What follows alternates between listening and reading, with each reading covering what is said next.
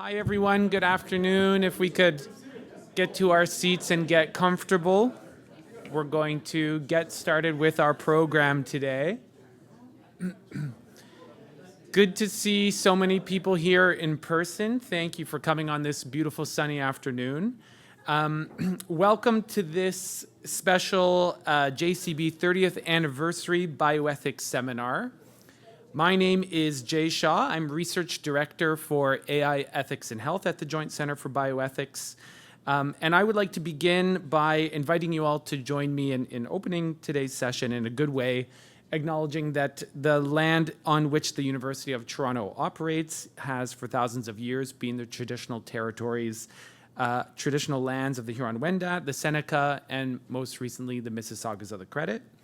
And today, this meeting place is still home to many Indigenous peoples from across Turtle Island. And I am very grateful to have the opportunity to live and work here on this land.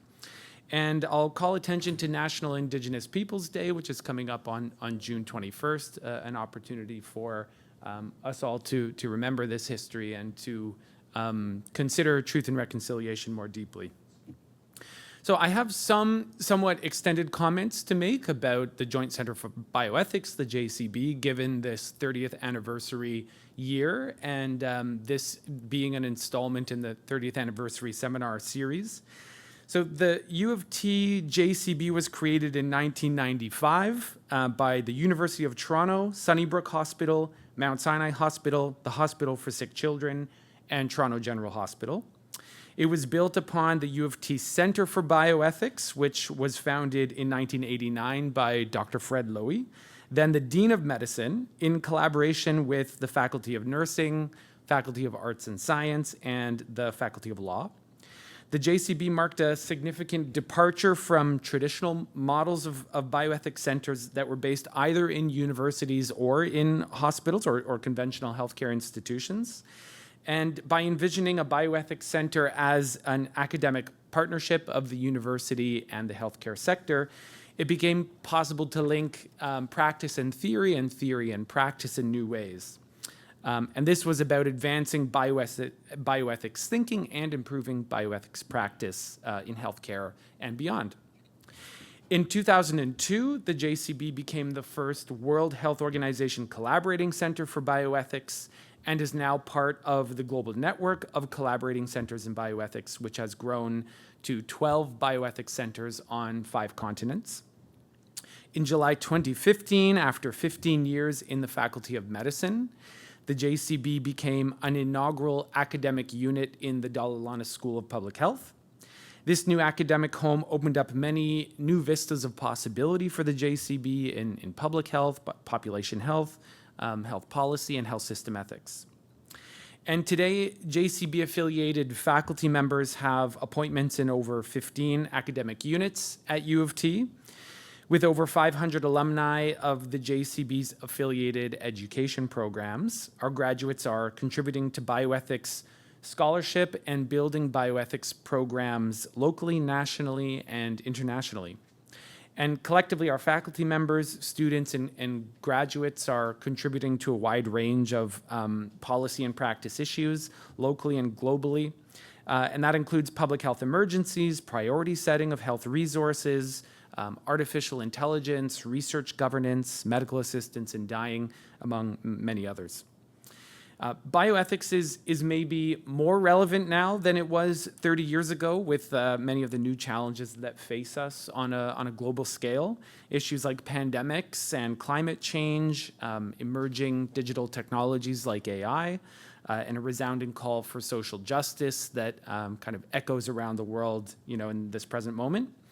And in this context, I'm pleased to open today's seminar. So some housekeeping. The format for today's seminar is as follows. Professor Moreno will present for about 40 minutes. That will be followed by a fireside chat with Professor Jennifer Gibson and an open question and answer session with you all, the audience, both in person and online.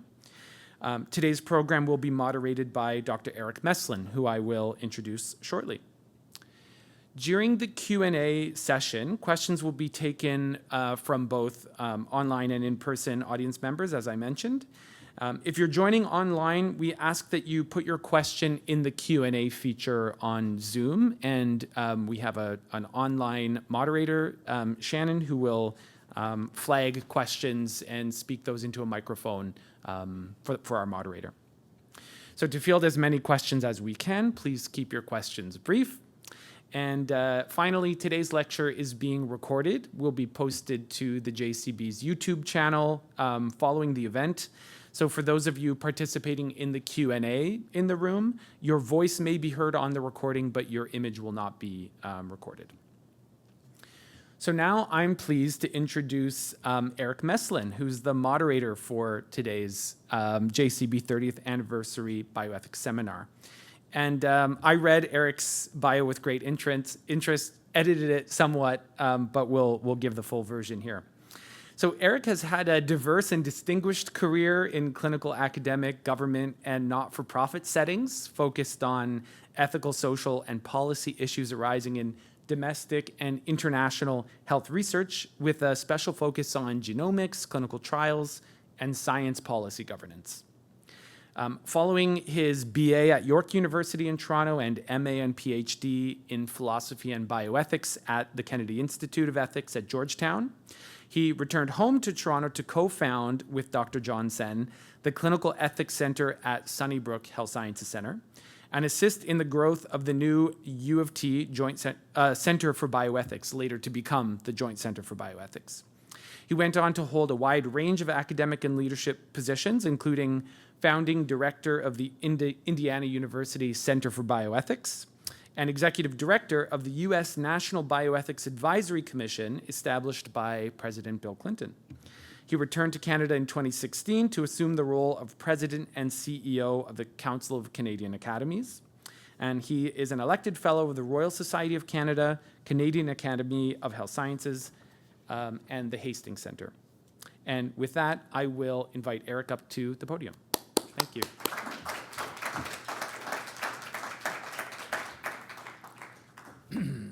Thank you very much, Jay, for the kind, if extended, introduction.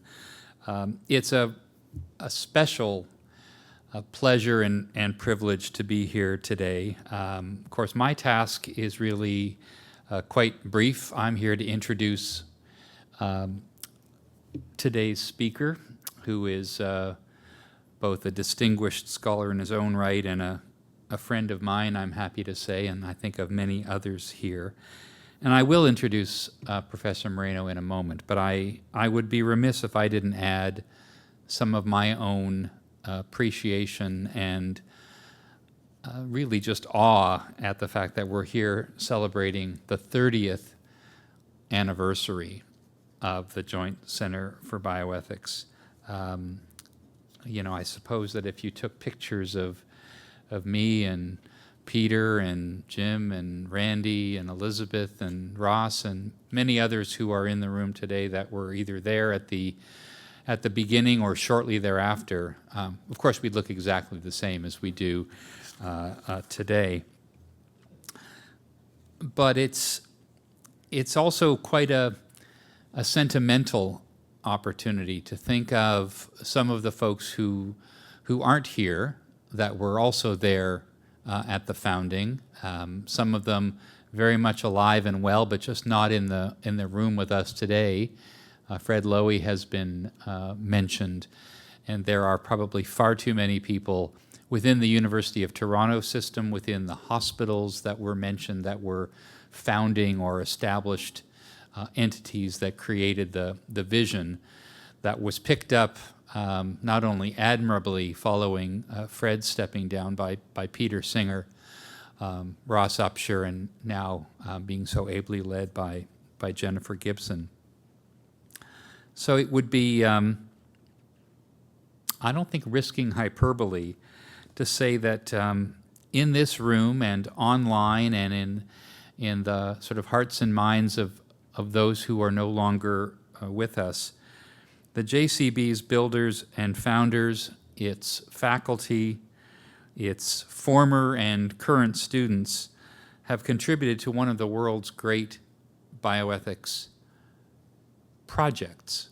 center seems too small a term to describe what was initially built here and has many homes, the former TANS Neuroscience Building, now the Naylor Building, the phenomenal church on College, as we called it, until it moved to its other places. So I just want to express my my appreciation for playing whatever small role I did in those early days, and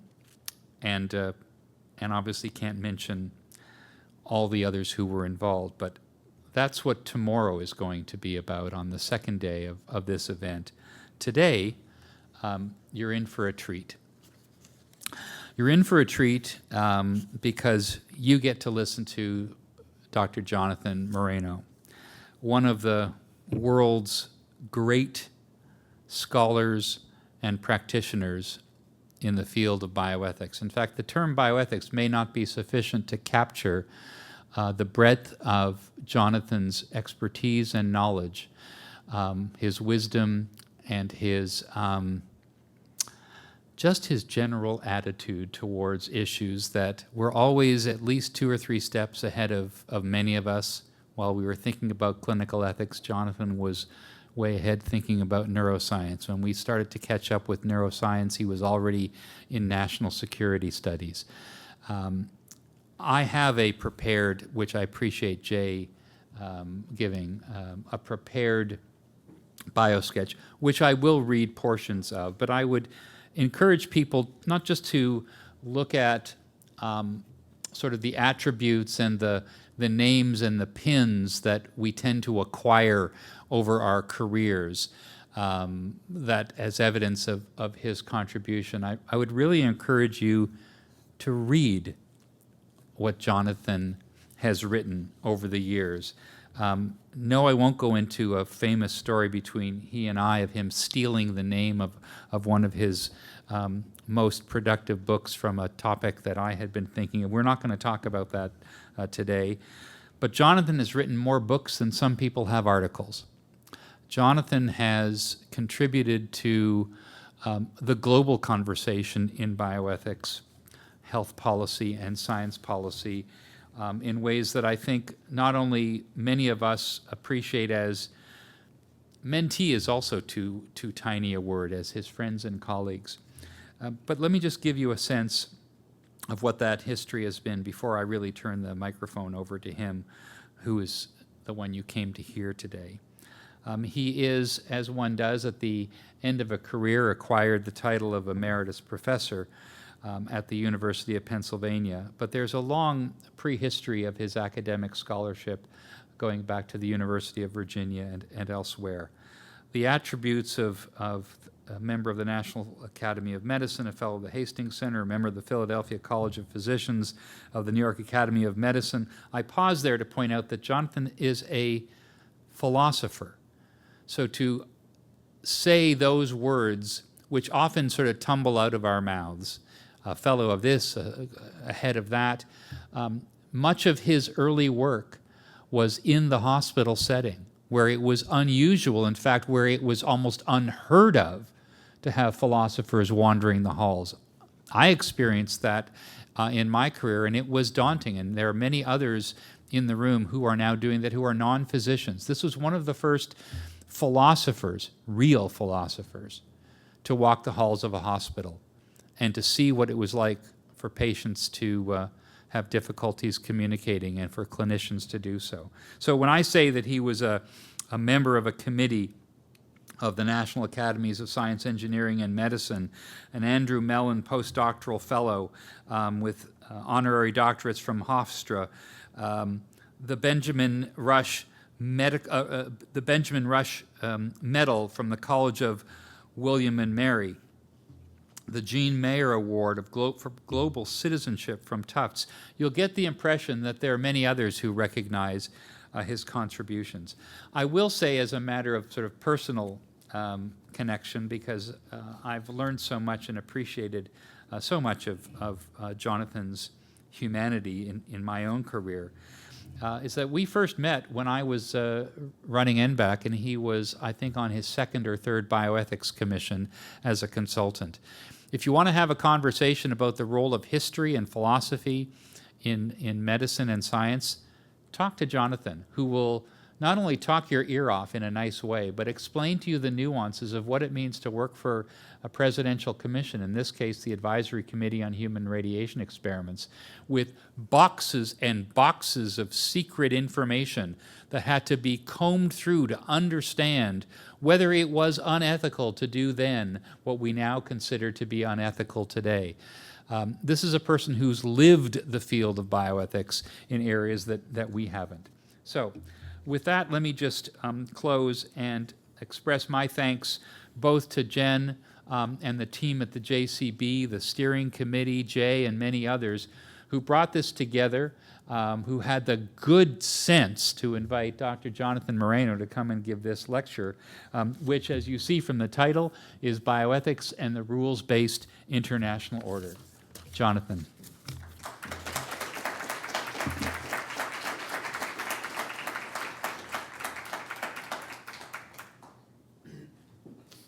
Well, I don't know about you, but that was my favorite part of the whole day. Thank you very much, Eric. Well, thank you to the leadership of the center and the faculty and your students for being charitable enough to let somebody from your sometimes good and sometimes not so good neighbor to the south.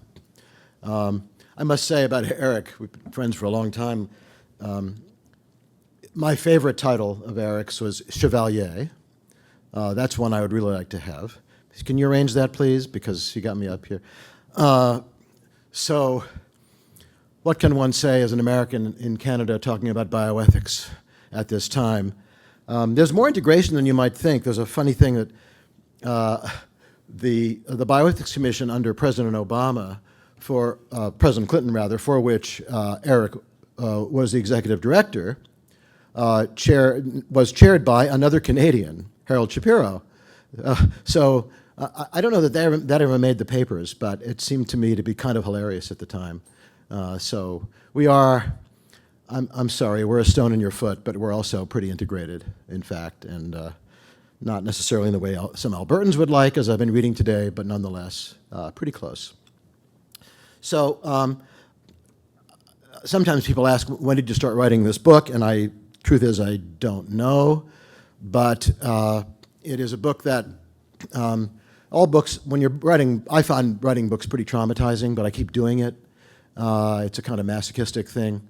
In this case, it was particularly challenging to be writing a book that it was really a moving target. I mean, many of us have written books about topics that are, unfinished science and and ethical issues that are never totally done.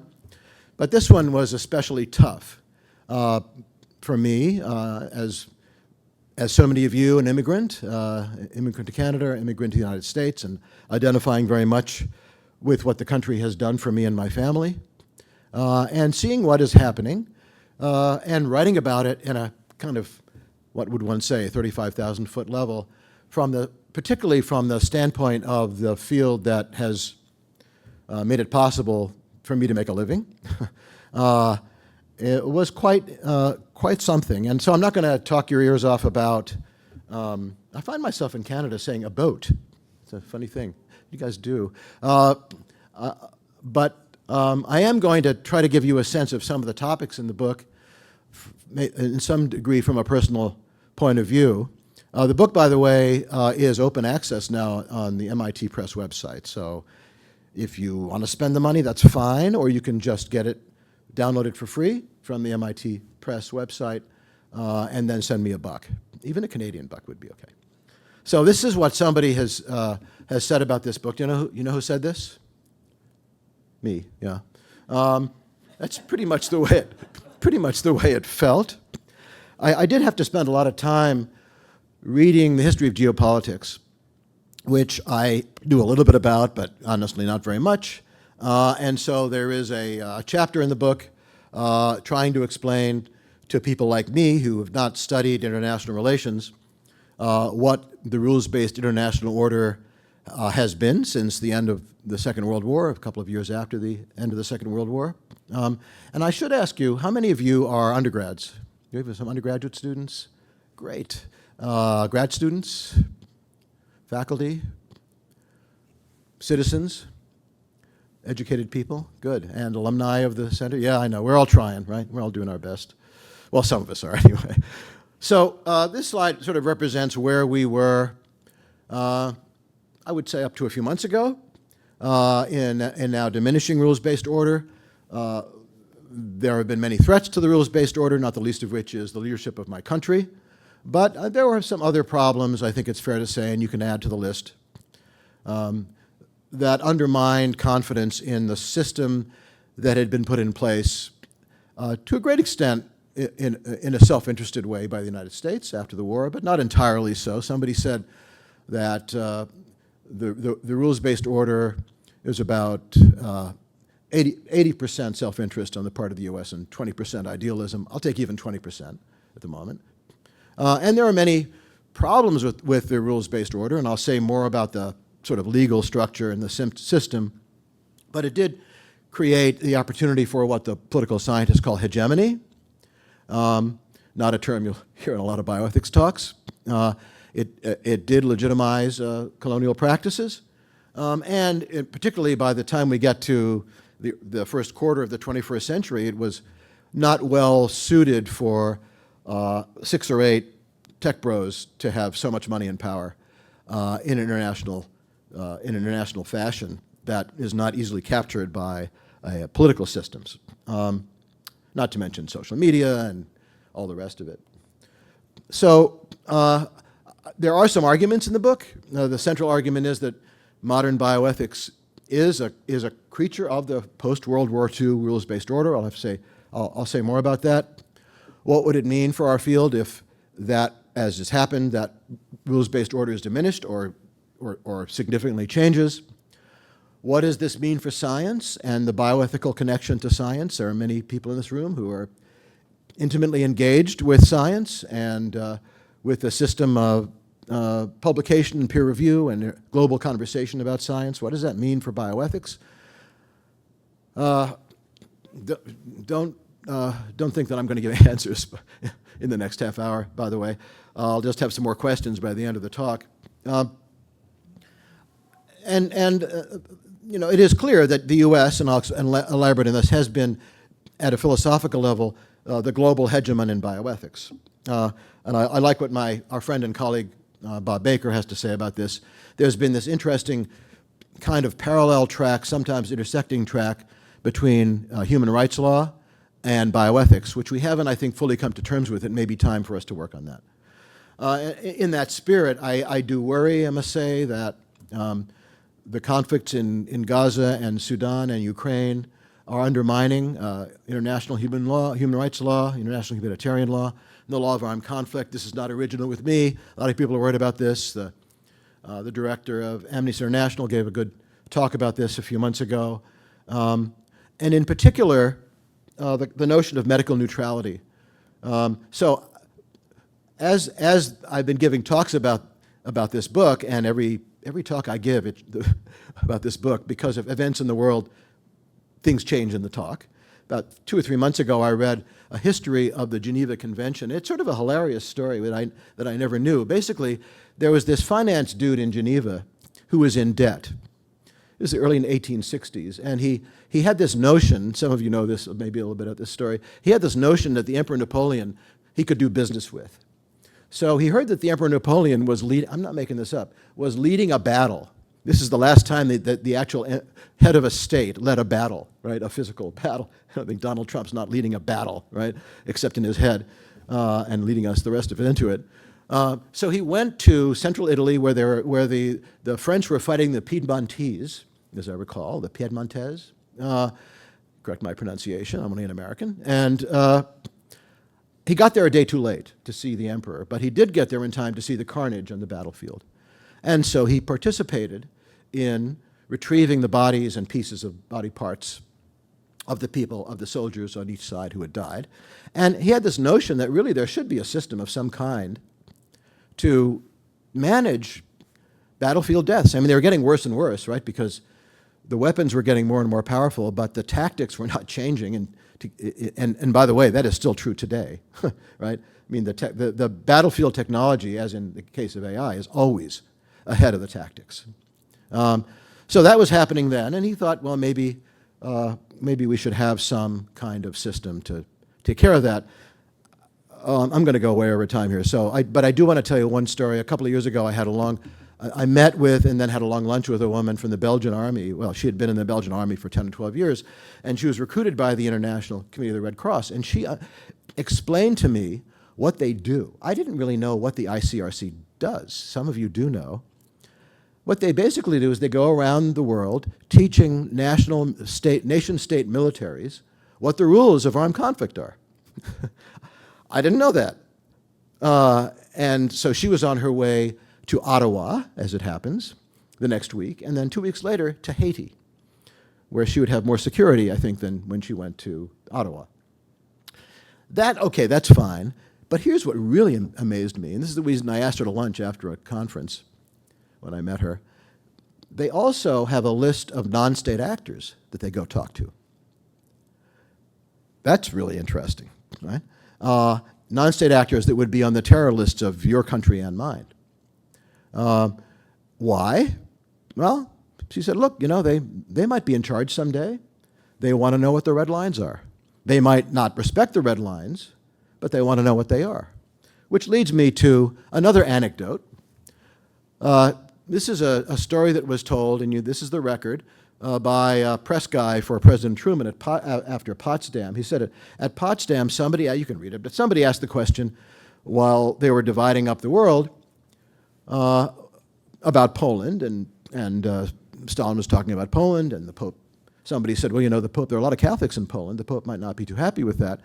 And Stalin, according to this account, tweaked his mustache and said, how many divisions has the Pope?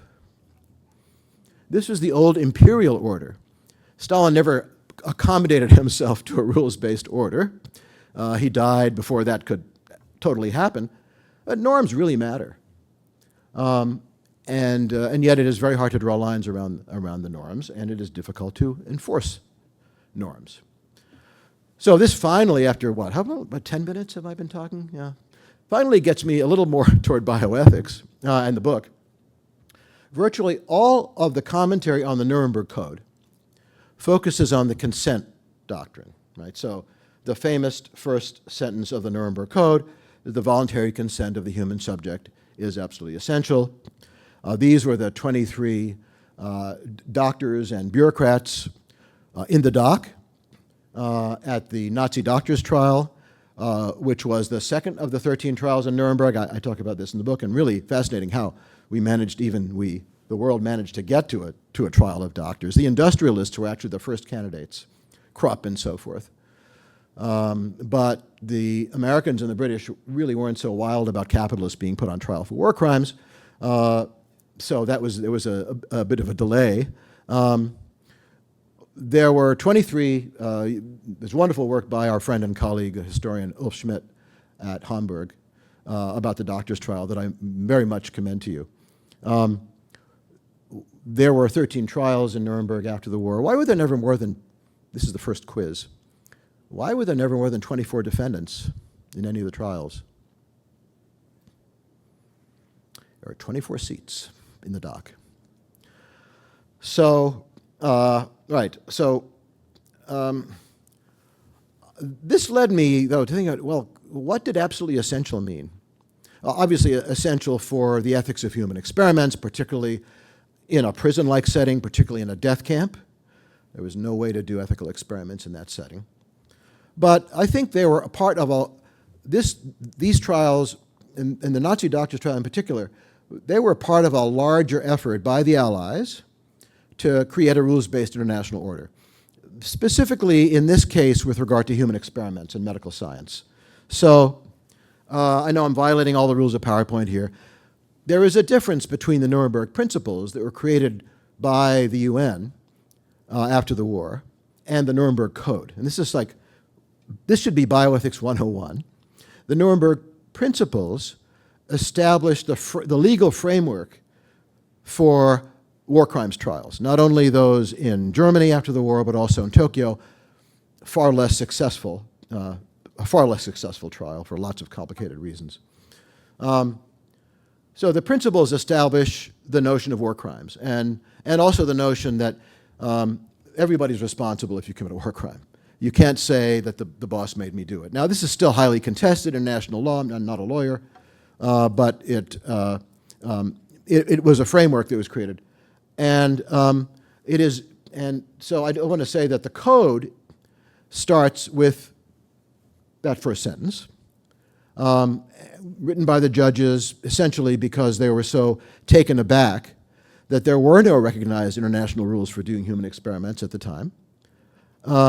Should not be conflated with the Declaration of Helsinki. And now I'm going back and forth here because as my extemporaneous fashion. Declaration of Helsinki gives a lot more flexibility to the medical experimenter. The World Medical Association was not happy with judges and lawyers writing a code of ethics for doctors. So they wrote their own. It was a complicated process. They took 11 years to get to the first draft. There's a more recent draft. This leads me to my next geopolitical anecdote, because we did have Trump and Xi meeting a few weeks ago in Beijing, and those of us of a certain age could not help but remember a conversation between Dr. Kissinger and Zhou Enlai. When Nixon went to China, they had a side conversation. This is part of the structure of the post-war order now, the post-liberal international order. China is calling for, Xi is calling for strategic stability, not exactly détente, not exactly coexistence, something new. But it did bring to mind this connection between Kissinger and Zhou. So according to the story, Kissinger and Zhou are talking about Marxist theory of history. Some of you have studied, perhaps, the Marxist theory of history in class. And Kissinger, through an interpreter, says, "Well, Prime Minister, where does the French Revolution fit in?" It's clearly before Marx, before Das Kapital. Zhou thinks for a minute. Too soon to tell. Now, as one of my journalist friends says, that story is too good to fact check. Because if you do, I'm blowing the line here. If you do, it turns out that it was a mistranslation, and Zhou thought that Kissinger was asking about Paris and the students in 1968. Different French Revolution. Okay. Nonetheless, it's a good story. So much of the book argues that we start with human experiments in bioethics and move to the clinical setting, with Eric mentioned that had some experience in the clinical setting. But the trickle-down phenomenon is kind of hard to trace, but I do want to share with you this remarkable textbook was published in 1956. I tweak our friends at Loyola, our bioethics friends at Loyola, wonderful group, about this publication, because it was published by Loyola University Press in Chicago by Edwin Healy, who is a professor at Loyola University. So in 1956, if you were a medical student and you went to the library, I know that's let me italicize, went to the library, which we don't do anymore. Our fingers go to the library. But I used to do that, and you would perhaps run your hand over the shelves, as one did, and you might find this book if you had a question about medical ethics. So here's a case that really struck me. And this is the second quiz. This is case 10, concealing the nature of his disease from a patient. Miss A has chondrosarcoma. When I started working in medical schools, by the way, it was very interesting that even though everybody could read English, we nonetheless read the case. At least this was my experience. I'm going to read it out loud. "Tell me," she pleads with Dr. B, "do I really have a cancer?" Dr. B, knowing that Miss A has ample time to prepare for death and wishing to spare her needless mental suffering, answers, "Your pains are due to arthritis." Can we have a show of hands? Was that right? Bioethics students, grad students, faculty, distinguished professors of bioethics? I'm not seeing any hands. Right. I will explain to you why you didn't get the right answer. But before that, I want to explain to you why this really struck me. I discovered this in 1988 when I was working at a medical school in New York. This is the reason it struck me. This is my mother, who was the subject of a piece 10 years ago after her death in the New York Times Magazine. They do this at the end of every year, the lives they lived. And a journalist, as it happens, my son knew, pitched his grandmother to this journalist, and he pitched it to the Times, and they thought it was a good person to include. And this is me. You'll be happy to know that they could afford a shirt for me after this picture was taken. This is the only time I'll get my picture in the New York Times, right? I never saw my mother in a sundress because a couple of years after this picture was taken, she was diagnosed with a chondrosarcoma. After a year and a half or so of trying to figure out what the hell this was, she had an egg-shaped lump in the back of her shoulder, and finally was diagnosed by Brad Coley and amputated at the clavicle, guy at Memorial Sloan Kettering Hospital, a very distinguished cancer surgeon. So you can see that when it said chondrosarcoma, I said, okay, this is going to be in my talks now. I want to finish sharing that story a little bit with you in a moment, but this is Professor Healy's solution to the question of the case of Miss A. And you can see that he is treating it differently than you might have in your peregrinations about the case. But there is an explanation. And the explanation is, in short, that patients do not know how to ask the right questions. If she really meant to know everything, she would have asked, are all my pains due to arthritis? You see, patients need to take logic courses because there's something called the universal quantifier that I learned in graduate school in philosophy. Now, however, I have been with groups of medical students, as many of you have, learning how to talk to patients and to have the difficult conversation. And no one wants to be part of those conversations, right? Least of all family members, least of all the patient, least of all the doctor. Nobody wants to be part of those conversations. There was a phenomenon in medicine that has completely disappeared from the conversation. Some of you will remember it, called the therapeutic exception, the therapeutic privilege. 25 years ago, I asked medical students at the University of Virginia if they'd heard of that term, and they did not. I believe that people don't, it's completely vanished from the conversation now. You don't just dump information on people. In my mother's case, clearly she was amputated at the clavicle in January 1958. I was 6 years old. Not yet 6 years old. And she knew that she was going to have an amputation. Who do you think told her her diagnosis? My father was a famous psychiatrist, by the way. My father told her. It was his job.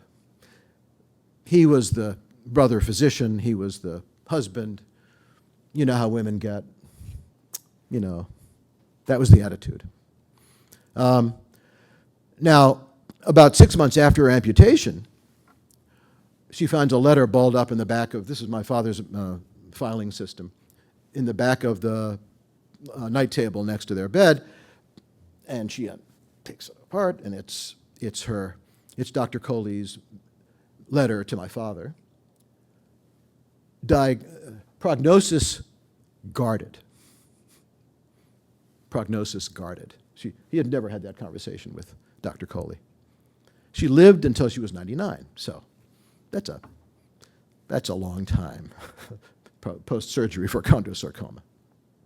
So we know this is not only my mother's experience, we know this was not only the experience that was recommended, actually, at the time, by Professor Healy, his medical students. This is a famous survey that many of you have taught in class, undoubtedly, or seen in class when you've taken classes in bioethics. I don't know what happened over the next 18 years, but something happened. If there are sociologists in the room, they will tell you that survey research is only a survey. But for bioethicists, it's interesting, right? Because it indicates we don't know what they actually did, but they know what the rules were, that the rules had changed very rapidly. My father was a graduate of the University of Vienna in 1917. medical school, right? He was totally old school. There was no way that my father would have adopted a position like this, that you're open with your patients about what their problems are. And yet, this was part of the sea change, and this is the argument that, about the trickle down, right? So, our friends, we lost a great person, Tom Beecham, not only a great philosopher, but a great friend, a number of us in this room, about a year and a couple of months ago, and Jim Childress, who's my colleague at UVA, another great person. And it's really fascinating how, and I'm actually going to defer to the distinguished faculty alumni of this center who work around the world. And I'm going to just ask them a rhetorical question. Don't say I'm wrong. Anywhere you go in bioethics around the world, you run into the principles. This is bioethics hegemony. And it is really interesting that the rest of the world has not, I mean, there are people who have tried to write about global bioethics and so forth. It is really hard to escape the principles. Really hard. Moreover, I mean, they function educationally very well. I mean, people like John Evans at San Diego has written great stuff about this, a sociologist. They function very well. You can say to a first-year resident, it's your turn Friday to give the talk about bioethics, and they've got the principles. They're useful, and I think, and in general, they've done more good than harm. What has been a problem, I think, and we especially have seen this in the pandemic era, is that Tom and Jim did not mean the first principle to be the first principle, the first among equals. We've had many talks about this. But that's how it's worked out. Moreover, unfortunately, this really bothers me when people talk about the first principle, they talk about autonomy. It's not autonomy, it's respect for autonomy. And Tom and Jim were too smart to just leave it at autonomy simpliciter. Would have been very hard to weigh and balance the principles against autonomy simpliciter. It's respect for autonomy. And there are lots of ways of respecting autonomy. So, but it is also the case that the notion of autonomy has been captured by people with whom we might not agree on certain issues, as in the case of vaccination. So, did we have a good answer? I mean, a number of us struggled, right? I will say, people like my colleague Harold Schmidt at Penn really contributed, and others really contributed to, in the early days of the pandemic, how do you give people access to ventilators? How do you do that? Who gets the access? And, you know, we struggled with this. I think it's fair to say we, as a field, struggled with this.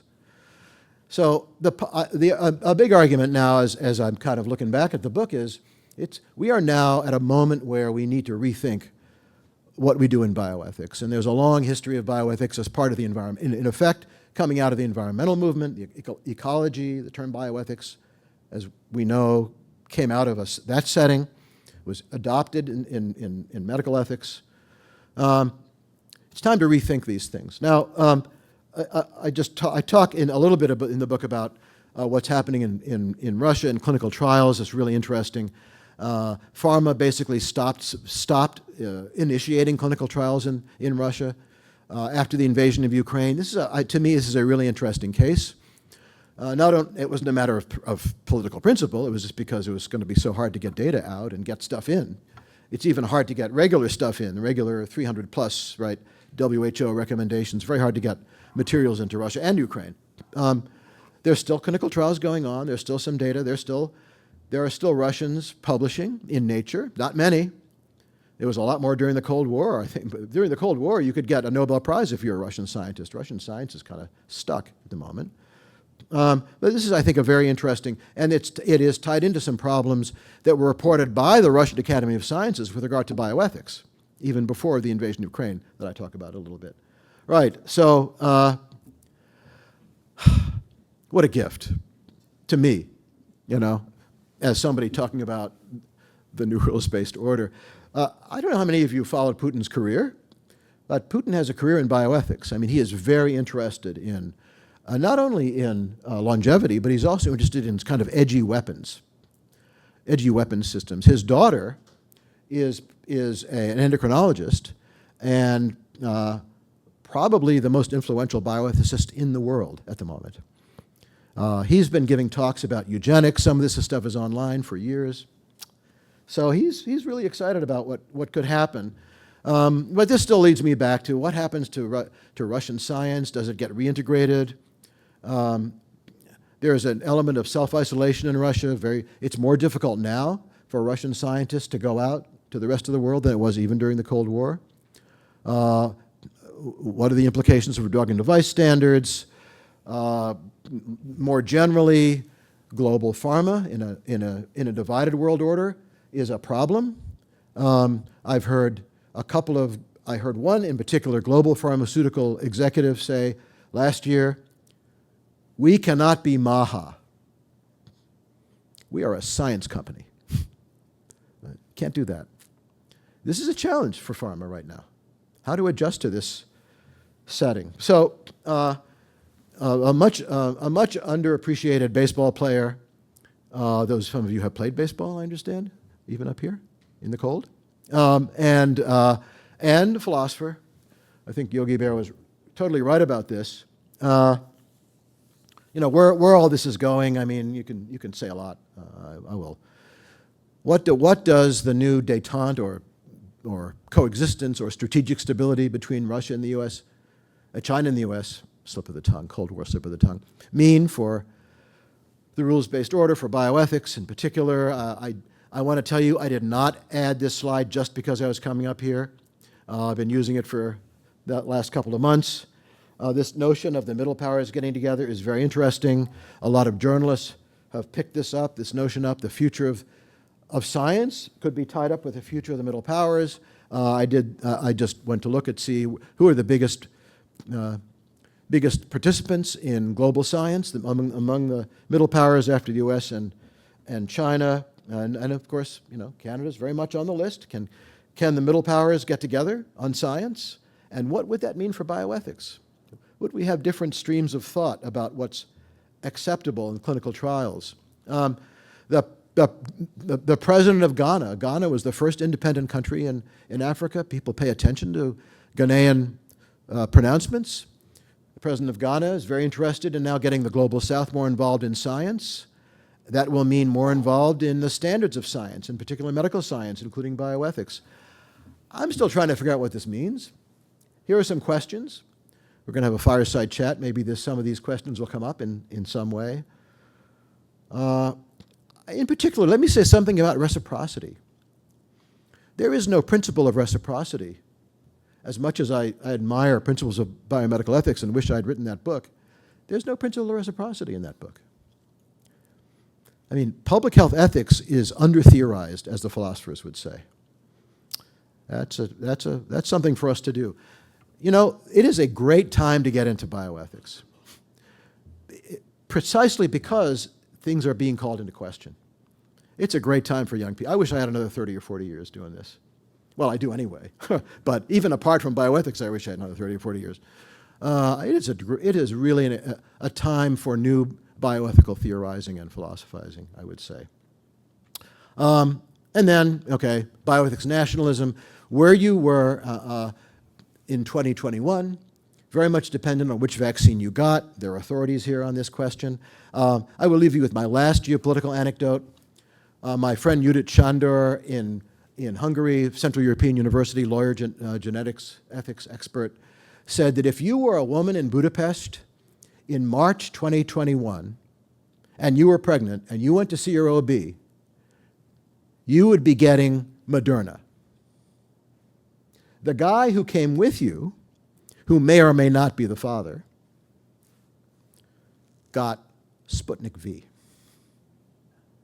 Where you were, what deal your leadership made, how much money changed hands, which we will never know, very much dependent on where you were. That's not great. All right, and then there's the war. And then there's the war, which is ending every 2 days, according to President Trump. So I'm going to just leave you with this. Other people have started picking up this quote from Gramsci, the leader of the Italian Communist Party for many years, imprisoned for many years by Mussolini. I read Gramsci with no understanding at all in graduate school, and all I know is this is a great line. Right? We are in the interregnum. not too many bioethics talks you'll hear Antonio Gramsci cited, and this may be the last one, in which that happens. Thanks so much. I really look forward to the conversation. Thank you. Why don't you take a seat up there? I will. I'm going to thank you, Jonathan. As you say, much more to be said. In the interest of time, I'd like to invite Jen Gibson up. And as I do so, I would like to remind all of you who Jen is. Most of you would not need me to read anything, but I think her expertise and leadership warrants this reminder. She is the Sun Life Financial Chair in Bioethics, Director of the JCB, Associate Professor in the Division of Clinical Public Health, and the Institute of Health Policy Management and Evaluation at the Dalla Lana School of Public Health, and co-director of the WHO Collaborating Center here. A student of, a graduate of the bioethics program, the MHSC and PhD here, a number of years ago, I'll say, and is a policy ethics scholar whose research, teaching, and other policy work focuses on ethical issues in contemporary health institutions and systems. She's advised governments and policymakers, provincial, federal, international. I've edited that in because I'm aware of all of those on her CV, in areas ranging from assistance in dying, public health emergencies, health technology assessment, drug funding, and others. She co-chaired 2 national expert panels on medical assistance in dying, and that doesn't include her membership on the Council of Canadian Academies MAID assessment panel, on which Ross Upshur also sat, and etc. She has founded the JCB's Ethics and AI for Good Health program, which explores and engages ethics and governance issues associated with AI. There are many other superlatives that I can attach to Jen, but at this point I'm going to walk over to that chair and begin what is now colloquially known as the fireside chat. And as a reminder from what Jay told you at the outset, we'll have a little bit of back and forth and patter amongst the 3 of us for about 10 or 15 minutes, and then we'll open it up both to you in the room and online, and wish us luck. So here we go. And by the way, if we didn't do this, because it's not really a book talk, that's the book. You saw a picture of it, so I'm going to leave it there as a shameless promotion For somebody else. For some, Doesn't even qualify as self-promotion. but I do have actually I do have a couple of spots in the book that are going to be used to begin the interrogation. Before I begin with you, Jonathan, though, I did want to maybe ask Jen for some initial, just quick reactions to what you heard. You don't have to boil the whole ocean here, but just a couple of sort of quick thoughts to get us started after hearing Jonathan's wonderful talk. Well, thank you so much, everybody, for coming. First of all, it's wonderful to be able to celebrate the 30th anniversary of the Joint Center for Bioethics with you. So there's so much that I could touch on, but first of all, Jonathan, I just wanted to thank you for writing the book. First of all, I think that we need to know more about history than I think we typically do. And bioethics has not necessarily been a discipline that has seen itself as a friend of, it is an interdiscipline, but history has not always been a central part. But I think it's at moments like these where it's really important for us to understand our history. Because within our history, we can see the kernel of opportunity before us. Of course, the world could have been otherwise. I've been doing these thought experiments. What if the Second World War had the opposite outcome? What would the world look like now? And those are interesting thought experiments, but I think what it reveals is so many of the conventions that we have could have been otherwise, that there was a certain amount of either choice or there was a certain amount of material circumstance that really shaped that.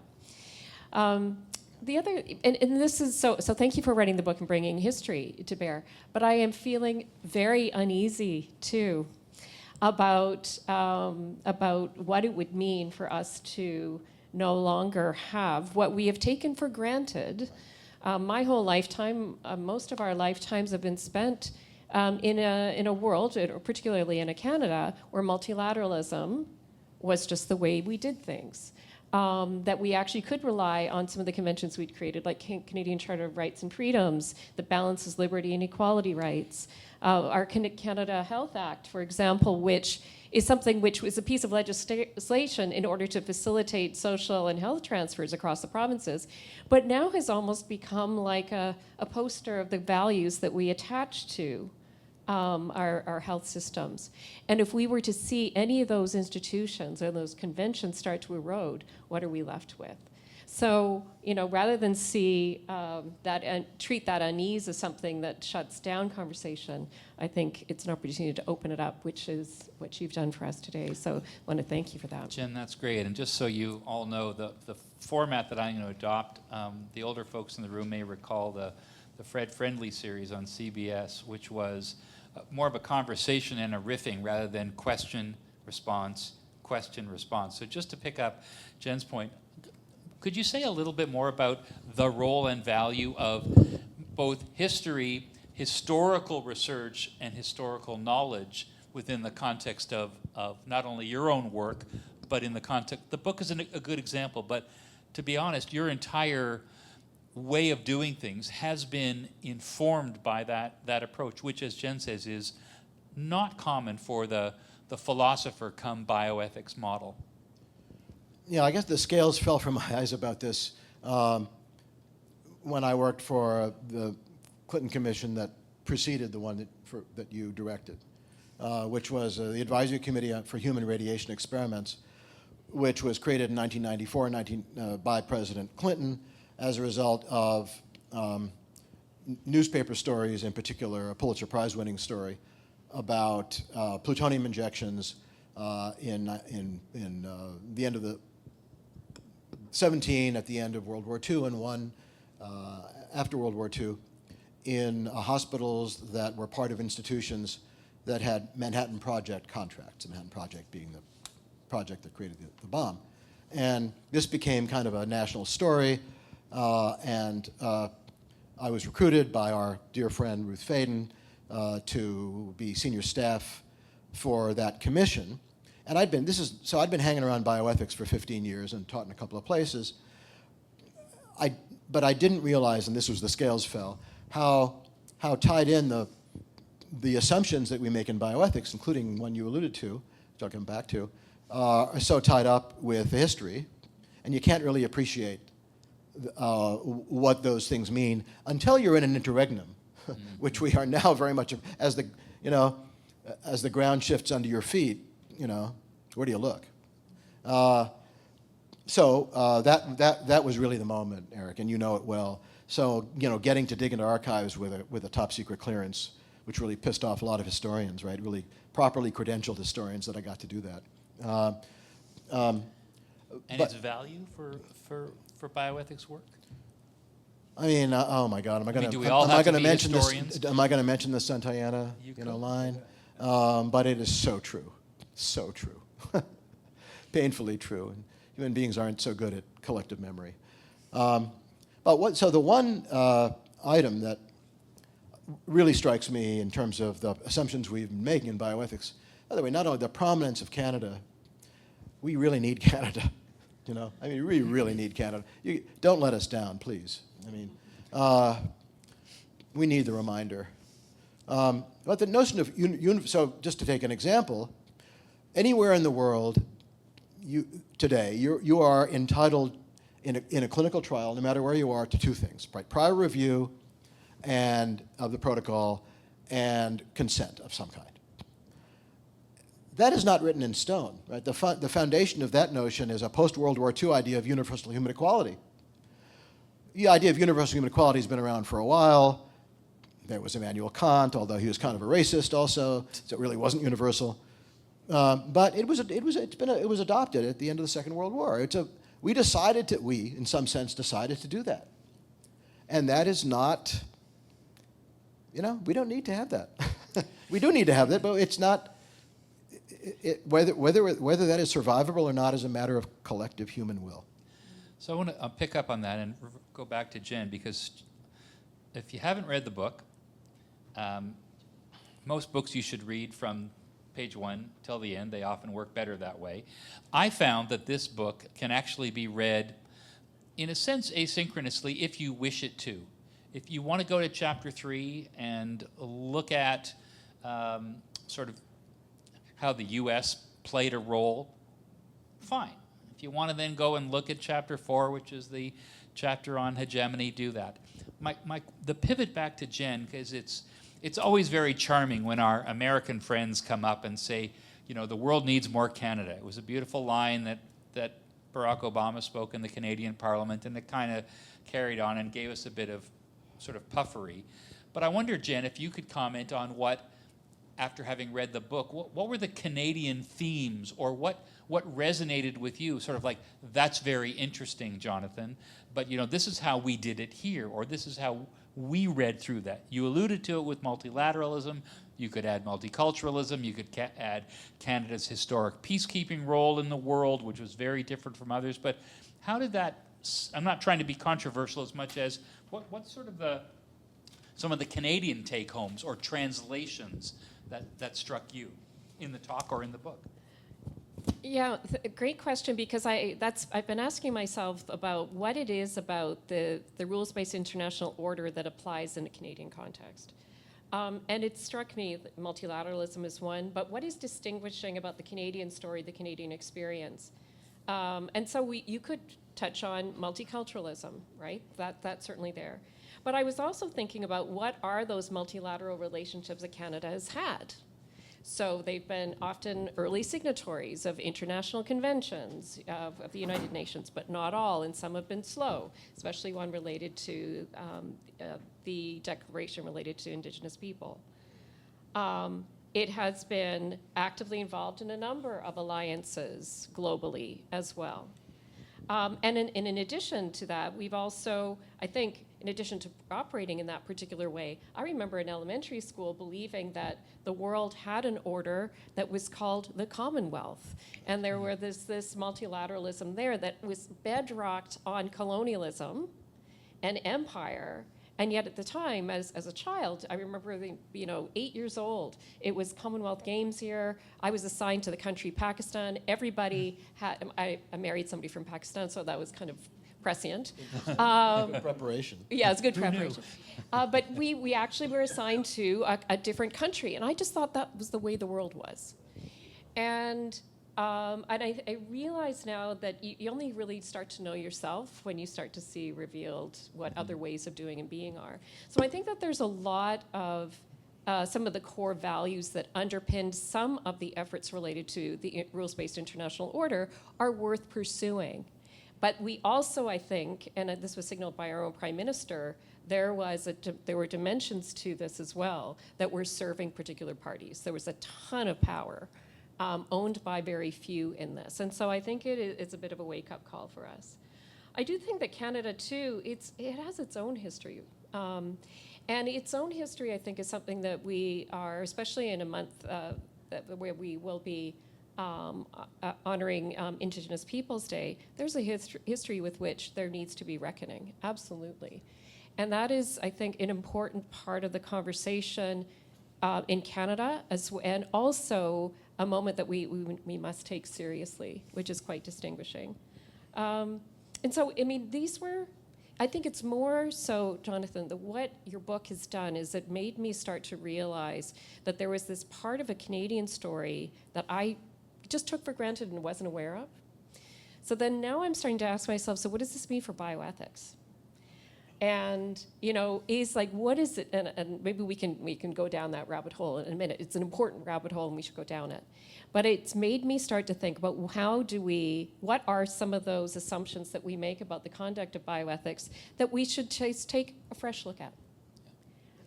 What are some of those things that we want to bring forward through this period, this interregnum, which are some of the things that we may wish to be called to shed in order to proceed?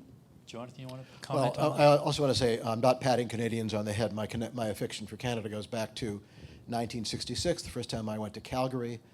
My late half-sister married a fellow who was a professor of education from India at Calgary, and I was really struck at a junior faculty party they had that a couple of the guys there were draft dodgers from the U.S. Really made a big impression on me. And I just to show you my bona fides with Canada, I had dinner last night with my niece, who's Canadian. So you might say that some of your best friends are Canadian. You might say that. Well, would you say that? A short list. Could you?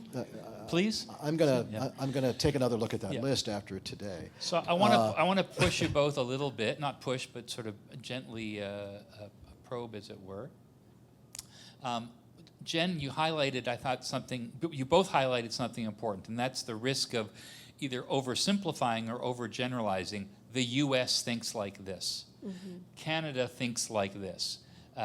Jonathan, quite rightly, having read the local newspapers, divined that there's something happening in Alberta right now, which sort of said, there's something Canada is as strange and complex a country. It happens to have 13 geopolitical divisions rather than, 50 plus the protectorates. But as Jen alluded to, we've got our own interesting history. So it's more of an observation, and I'm avoiding going to the audience yet, but I'm looking at Peter Singer, who spent many years working in an international environment.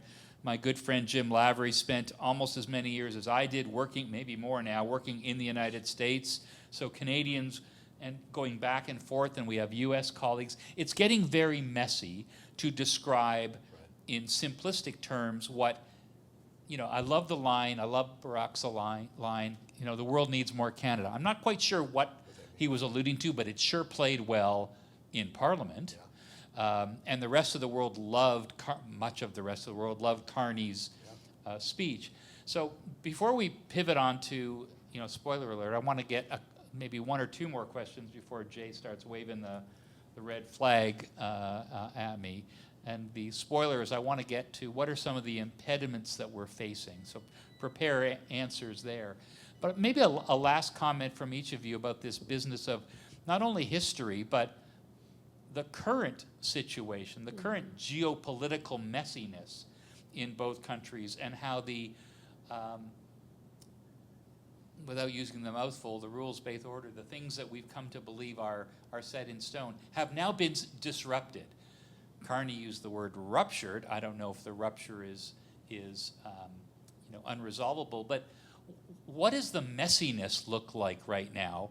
And then, as I said, the spoiler will be, is it fixable, and what might that look like? But maybe say a bit more about the messiness rather than just the historical precedent.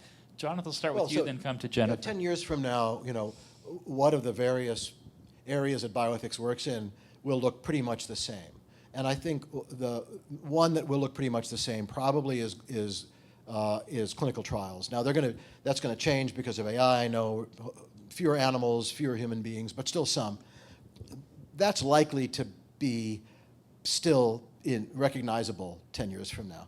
But when you think about emerging technologies, obviously like whatever the hell AI is, that's a different story.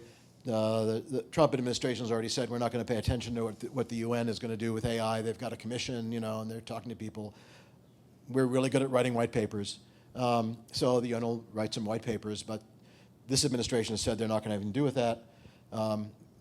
If you look at the Biden administration's policy from the Office of Science and Technology Policy on AI, and then you look at the Trump administration's rewrite of that policy, the word innovation in the Biden policy has been replaced by the word domination,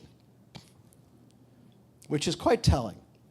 And it was the former director of OSTP who actually pointed that out to me. So I thought that's quite fascinating. So emerging technologies, really, that's all up in the air, I think. Yeah. Jen?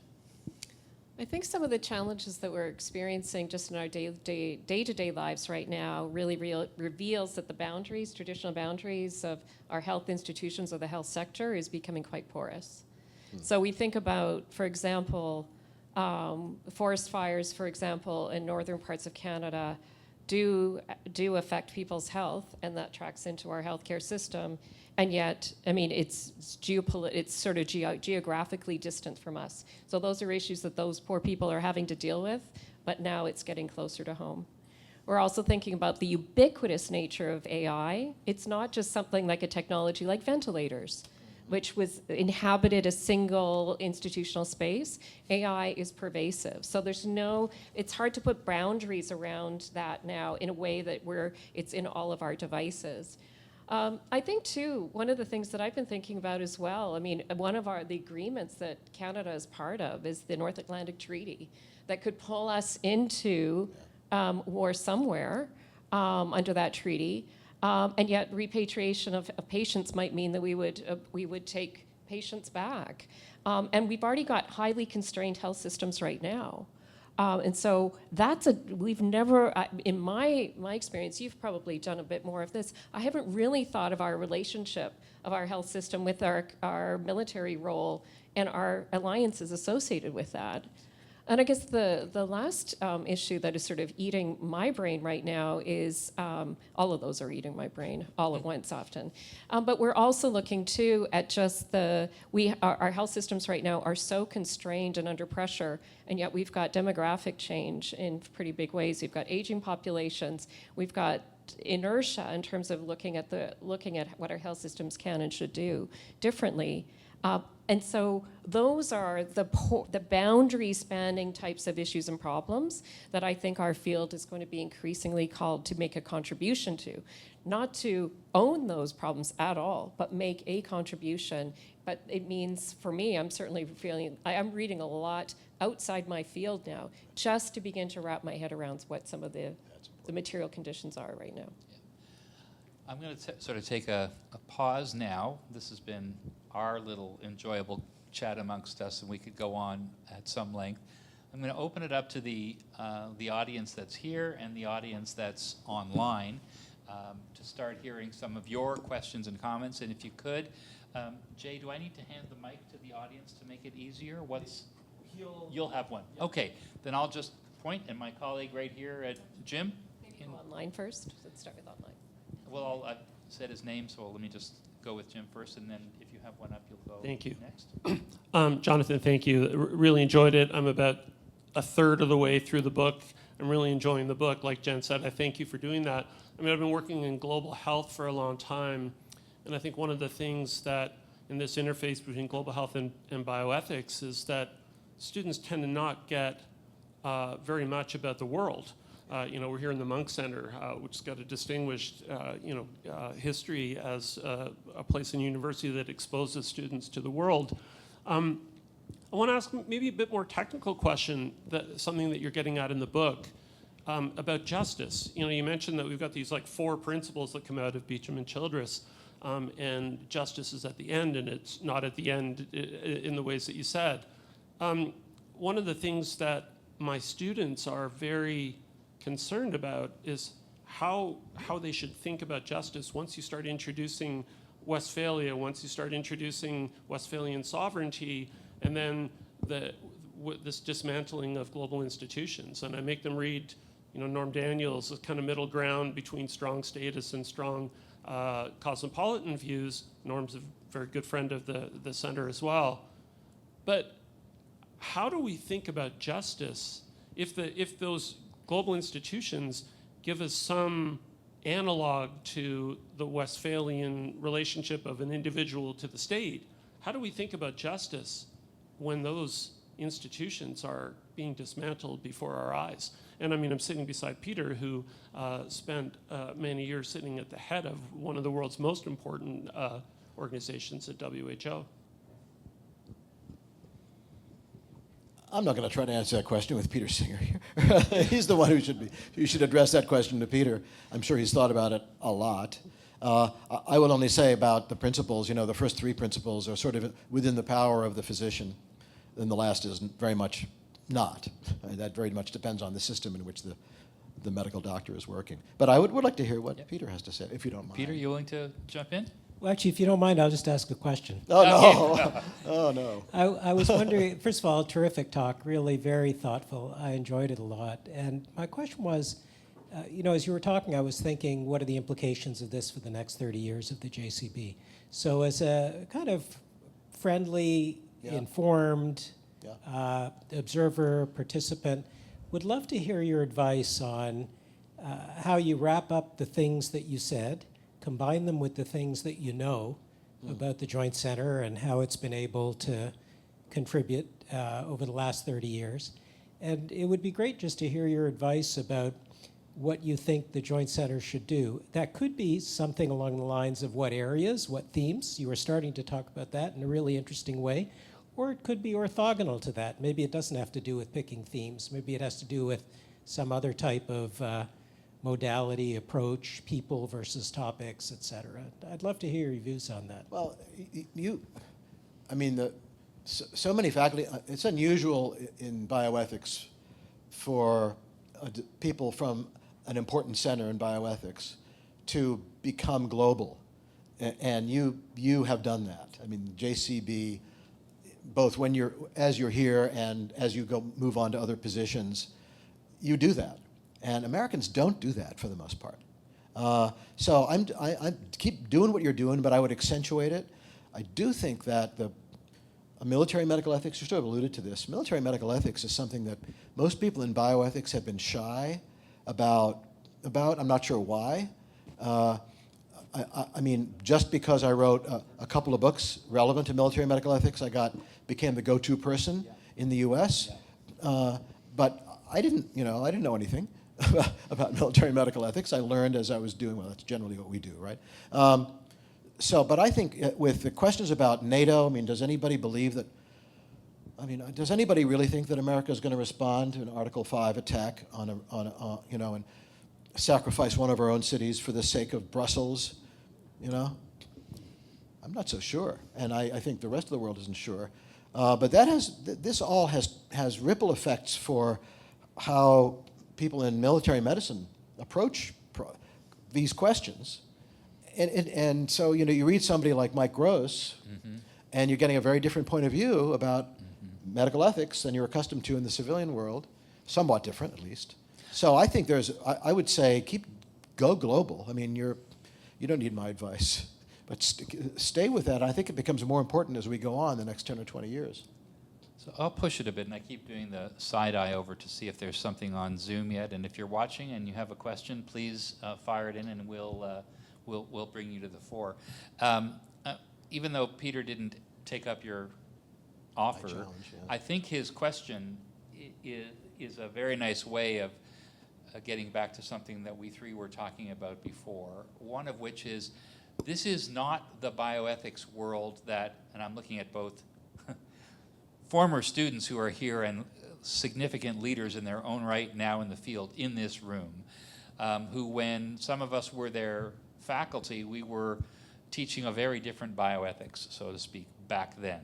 I wouldn't even call it traditional. We were teaching what was taught at that time, and that was the sort of the generation and or first or second generation version of both the methods and the topics.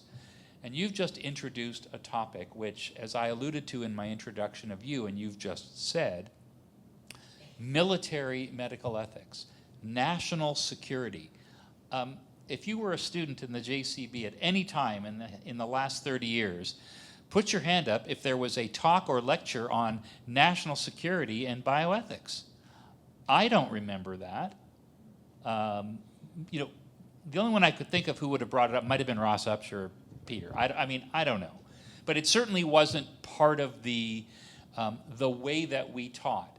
So it's a bit of a version or riff on Peter's question, whether it's, do we need more topics, or do we need more approaches, or yes, and both. So maybe giving you another, a couple of moments to riff a bit on, and please don't worry about modesty here. The topic of military medical ethics, you might say, arose during the Acre years. Maybe it didn't.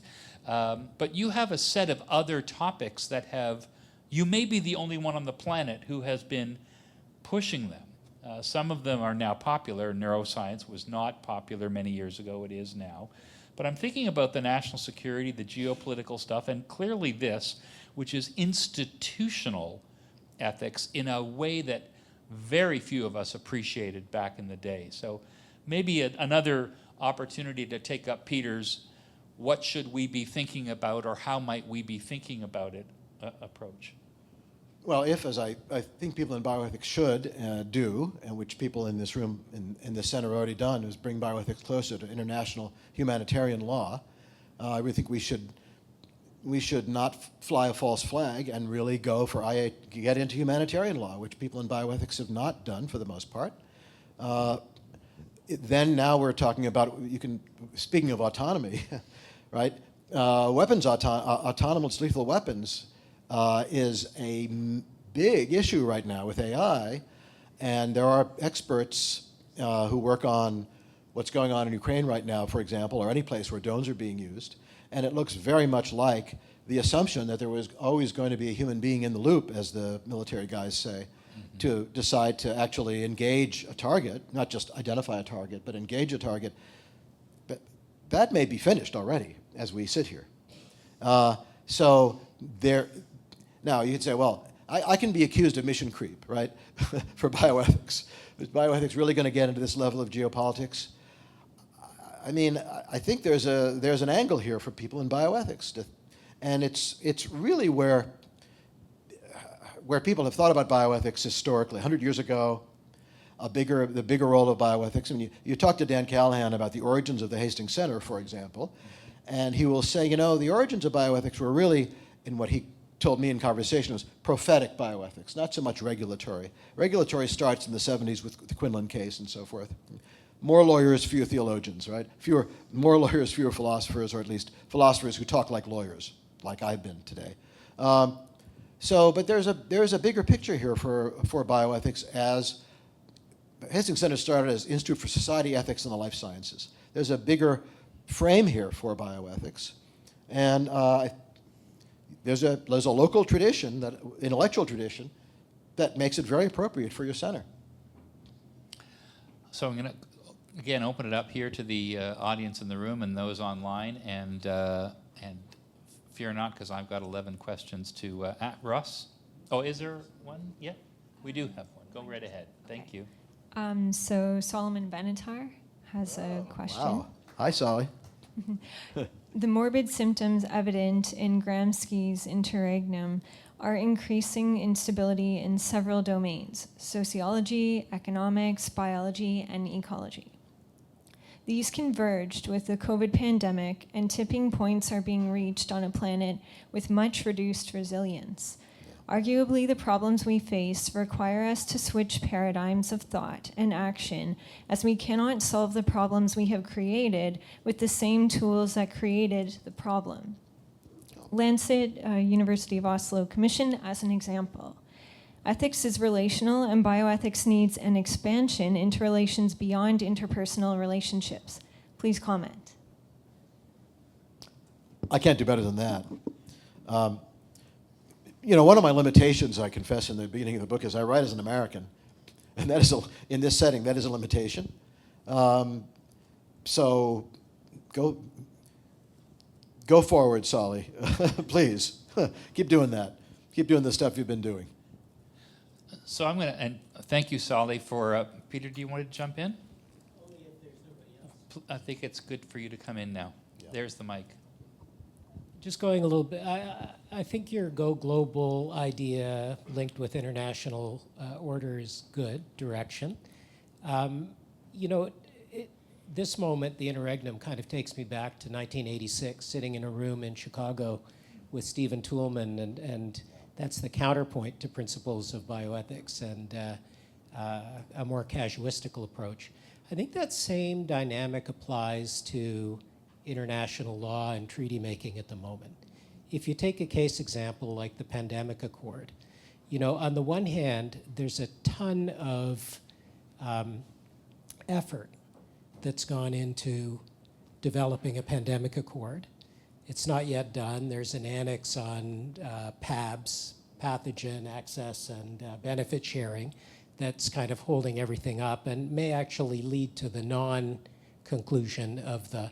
On the other hand, having lived through the pandemic in kind of a casuistical way, I'm not even so sure what a big difference a pandemic accord would make. And might it not have been better just to think about the casuistry of what happened and double down on some of the successes.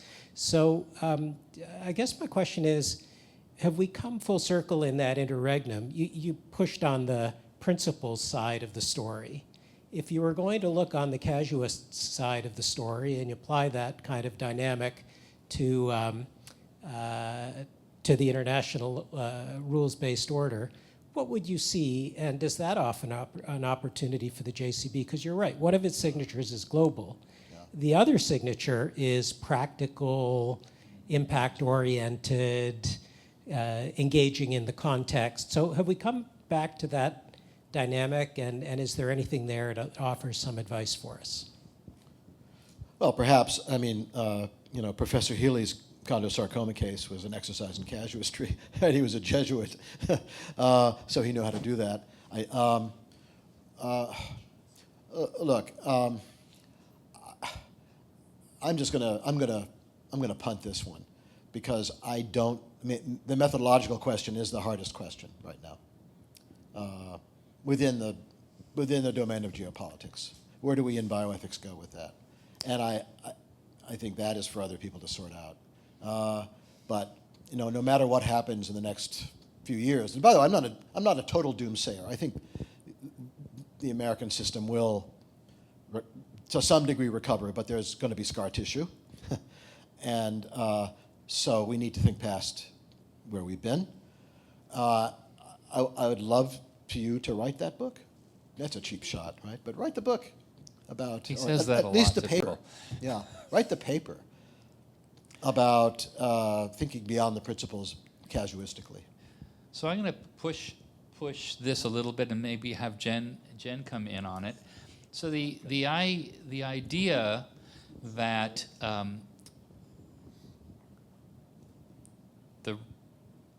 the rules-based international order has been disrupted as a result of a number of factors, maybe highlighted by the Trump administration, but it wasn't just that. There were signs and symptoms that have been either willfully or unintentionally ignored for many years.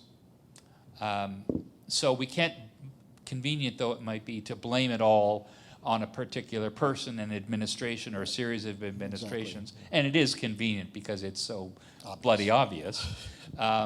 There are many other signs and symptoms out there. So to pick up Peter's bit, and this isn't a shout out for his Substack pieces, or at least over the last few weeks, Peter's been sort of banging the drum about getting stuff done and outcomes, and enough with the process already. Like, process is great, love it, enough already. I'm paraphrasing, but just leave that as the kind of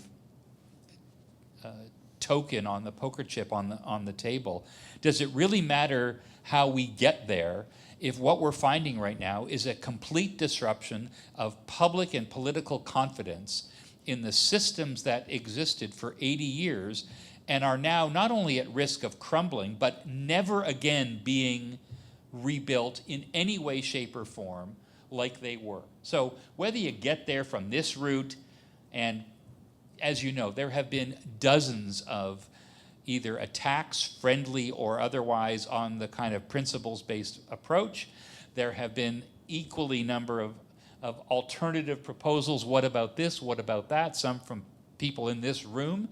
But I'm just wondering whether, being incredibly pragmatic, almost to the point of being didactic, who gives a crap how you get there if we are in the midst of the most disruptive event in the history of the last 80 years of the world, and we're debating whether there should be 5 principles or 4, or whether we need to do a little bit more in human rights law. And I'm being provocative on purpose, because I just want to sort of elicit.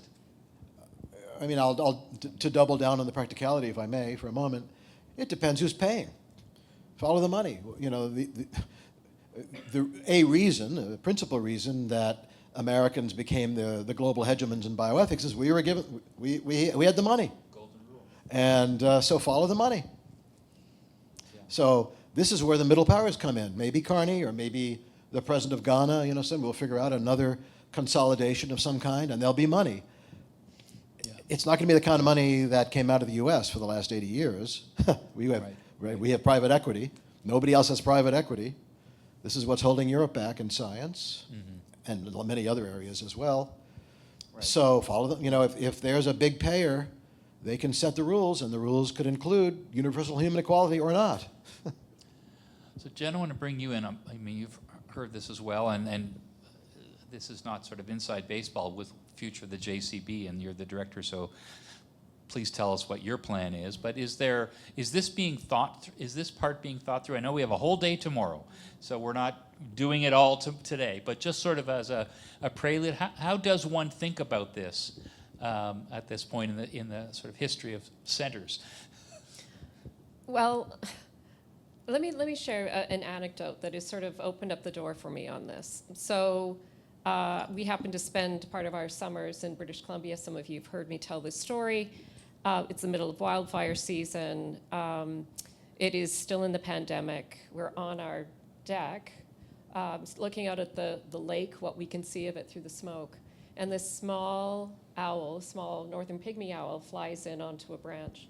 And normally you would not see northern pygmy owls anywhere near this. But it was just this moment where I realized that we're seeing a convergence of multiple factors all at once. We were seeing forest fires, we were seeing pandemic. It was also the summer of the atmospheric river in British Columbia. It was also the summer of the heat dome. We had people with respiratory illness. We also had people with COVID. It was just like, wow, all of these existential threats lining up all at once. And I found my foundation rocking. What do I have the tools, conceptual or methodological, to make sense of this moment? And I felt like I didn't.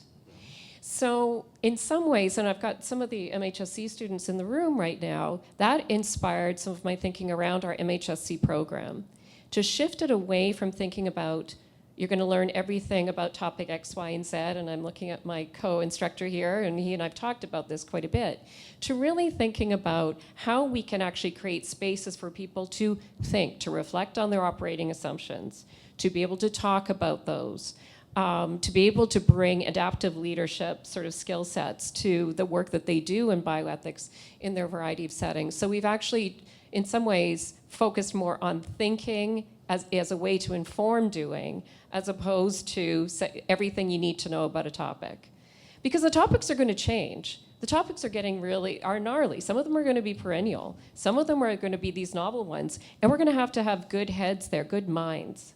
They're asking good questions, really digging deeply and characterizing and defining the problem before we try to find those actions. But then also recognizing with humility, gosh, we're not going to be able to find any solutions or courses of action unless we're willing to collaborate with people that we haven't normally collaborated with. Be curious about what other areas of expertise may be able to bring around these intersecting, I call them the existential threats, but conversations that we might need to have with others than we might not have had before. So what I'm really hoping is that on the one hand, this moment creates an opportunity for a new curiosity about what our field is, who we are, but a curiosity about the world in a way that I imagine animated some earlier moments in history as well. But bringing that curiosity to bear, to be thinking, just as Hans Jonas said in his book, writing the 1970, he talked about the heuristic of fear. So the heuristic of fear is that it reveals to us what matters. It's not a feeling, although it is a feeling, but it is actually what says something's going on here, take note. And so I like to think about this moment in time, this moment, this weird time we're in, as a moment to take note and to say, we need to be curious here before we start trying to take action, because to Solly's wise point, we will simply deploy the same actions we've always done in the past unless we take that moment to pause and reflect on, where do we go? What don't I know?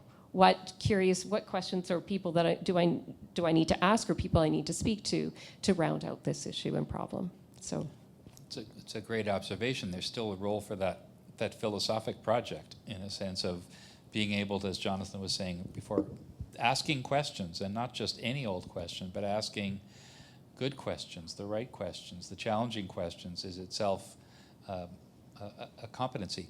I want to open it up for others. Ross, did you have your hand up before, or you're good? And we're still, people are overwhelmed with our presentation. So I want to put other people in the audience here, and just so you know, we've got about 10 or 12 minutes left before we wrap up. All right, I want to now go into another area, if I could, and that's, what are the impediments to all this? I mean, it's lovely to sort of imagine a world in which, and we say, gosh, this is not the world that I signed up for, it's quite different. Those of us who were there at the outset remember the early days of the JCB when it was just, or initially, the Center for Bioethics, and there was a lot of focus on end-of-life care. Very exciting topic, very innovative, and this was an innovative center. It didn't just think about it, it helped draft, advanced directive policy and tools, fascinating. Then moving on to genomics and justice and international health. So a very nimble and exciting entity that has grown and evolved and adapted to its environment for reasons of funding. It wasn't just what might we wish to talk about, it's there's a pile of money over there with some interest in, we can work on that together. Money may not be the only impediment, because there's probably a lot of money around. It may just not be from the places that you want to ask for it. But I'm just wondering, so if we take the money part off the table, that's an easy one. What are some of the other impediments to both weathering the current storm, but also anticipating the next, pick your periodicity, 5 years, 10 years, what are we going to be talking about in 30 years is always a fun thought experiment, but we don't have to go that far. What are the impediments, the challenges for weathering this storm and moving forward? Jen, do you want to take the first crack, and then John, I'll come to you. So maybe it's a bit autobiographical at the moment, but I think that our field is tired. I think that we're on the tail of having been called in to play important roles, whether it's at a policy level or within our institutions. When 30 years ago, it was early days in terms of building the bioethics community and for it to be able to have an impact. And now I look at my colleagues who are, have developed and built bioethics programs in the institutions, and they're called in 100 different directions all the time. And so I worry about that for us, that we've got a lot of very skillful, very thoughtful people who are also very tired, doing great work because we show up every day. We will make those sacrifices. So I think about our resilience. I also think about how this is an opportunity, I think, and this is my wish, is that we proceed forward in community, not by ourselves. And so this is a moment where perhaps I would love to invest more in community again. COVID was disruptive in this way. We stopped seeing each other in person. We lost some of that accidental sort of bumping into somebody having a really important conversation. And so I think where I'd like to invest more of my effort and time is in community, building community, supporting people working with and for each other, because I think it's what we do together where we can actually have greater impact. It's never one single person by themselves. So any of those successes that any bioethics center, whether that's in an institution like a hospital or at the academy or the jointness, it has been through collaboration that we've been able to do that. So how could we infuse that again? That would be both an opportunity, but also I think perhaps an antidote to a constraint right now that we're grappling with. Jonathan? Well, just a bit of a SWOT analysis, but sort of, what are the impediments to getting, and how do we get past some of them? I don't have a lot more to say about this than what I've been saying, which is we have been able to make some assumptions about the system and the underlying values that aren't so clear now. So that's a big problem for bioethics, I think, and that's been the central argument of the book, that it's a creature of what we have come to expect for the last 80 years.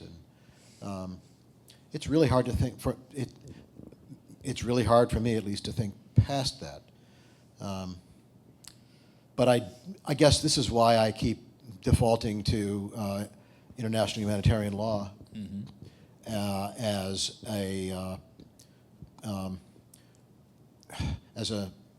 to make a more systematic connection as a field, because that really needs defense right now, and it needs the energies of your colleagues and students, it seems to me, to get engaged. And this also goes to the military medical ethics stuff, where, by the way, they take the law of armed conflict very seriously. In the U.S., I can tell you, every officer has been schooled in the law of armed conflict. None of my students at Penn had a required course in ethics. Right. Everybody who goes to West Point, near where I grew up, took several required courses in ethics, and all the officer training, all the military colleges. We need to jump in there somehow. It's unfortunate right now in the U.S., some of the people who taught military medical ethics have voluntarily left and taken jobs elsewhere, as you may know. So it's not a great time, and the catastrophic masculine performative leadership of the Department of War is something we have to get over. But we will get over it. We will move. At least they will not be around forever, and we have to decide that we will be, that we will succeed them. So there's a bunch of work to do there, I think. I guess that would be my answer. Great, thank you. Randy had a question. If you can get the microphone over here. Thank you. No, one more? Okay. And then we have one more online as well after Randy. Please go ahead. Thank you. Thank you. This is a really rich and important conversation. I think my question is almost an age-old one for bioethics, but somehow it's ringing differently at this time. I appreciate, Jen, your words are that fear really crystallizes what's important. And I know in a lot of settings, there's a lot of fear at this time, and yet there's this pervasive caricature of bioethics that if we turn to this group, it's going to take a while to get a response. And I am so panicked, I need it now, is what I think, those who might turn to bioethics is the fear. So I'm wondering if you have any thoughts about that there's so many areas, it seems so important to give careful thought, to learn from history, to work in community, and yet we might be up against that pervasive caricature of bioethics that it takes too much time and we're so scared globally. Jonathan, or Jen, either one of you, really. Well, people who've worked on IRB stuff know that we generally have the reputation of being the people who say no and being annoying and so forth. So I think we're better about that, though, than we were 10 or 20 years ago. I think that's changed. People in bioethics now are seen as more trying to sort things out with investigators than used to be the case. So I think I'm going to grade us as, maybe B+ on that score as against the D+ we were reputationally 20 years ago. So I think there are lots. Don't panic, he says in a panicked voice. Lovely. We have one more online here. Sully has another question. Sully, again, our god from down under. Can anyone describe for me the nature of the communication processes between Indigenous Canadians and those based in Western thinking? Jen? I'm probably not the person to explain that. So I guess I would be interested to know what. I guess if Solly were here, I'd say more about the question, because I think that certainly there are one of the things that we have been doing with our program, our MHSC program, is looking at its curriculum and saying where are we incorporating appropriately and in a good way, in sort of the idea that there are different worldviews. It's not a difference at the level of decision, but to honor and respect different worldviews of beliefs, values, and values. And that's at a really fundamental level that applies to about any walk of our lives, but I think is especially urgent in Canada right now. But as colleagues that I've worked with in Indigenous health or in Indigenous communities have said, there's also a great deal of diversity too within Indigenous communities too. So the respect and humility that comes from saying, this is what I know, what do you know, is something that is to create that space for that sort of the space for engagement with each other. And so it's work. It's a work in progress for sure. I appreciate the question. Thanks, Solly. And I'm going to take moderator's privilege here and bring this conversation now to a close. I want to thank Jen and Jonathan for the fireside chat, for those who asked questions in the room, and for those who were excited to watch and sign on. We thank you for coming for the first day of the celebration of the JCB's 30th. More information on the second day is available, so thank you all very much. Jay? Thank you. Let's give a round of applause.